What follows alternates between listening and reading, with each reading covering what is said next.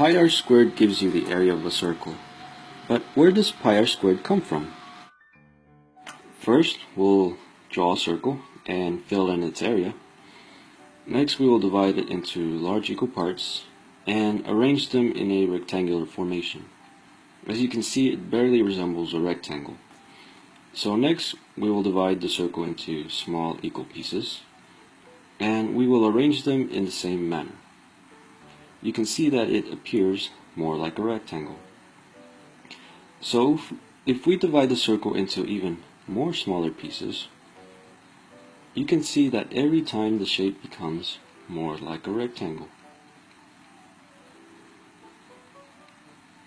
So how small must we divide a circle before we can get a perfect rectangle?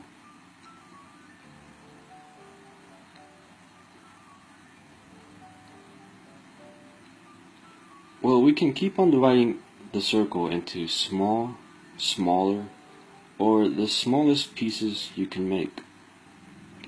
But the answer is to divide the circle infinitely many times until we cannot distinguish the lines, and eventually the circle can now become a perfect rectangle.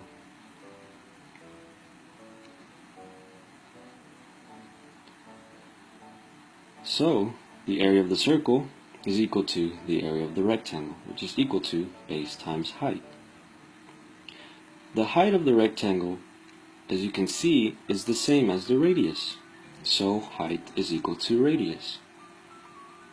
To find the base, we need to look at the circumference of the circle. And when we compare the base and the circumference, we can see that the base is equal to 1/2 the circumference. Remember that the circumference is equal to 2 pi r.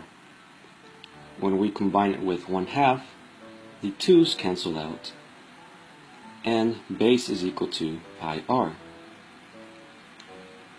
So now base times height becomes pi r times r.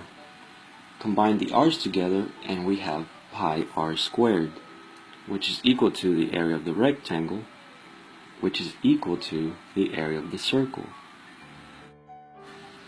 So pi r squared can be used to calculate the area of any size circle that exists.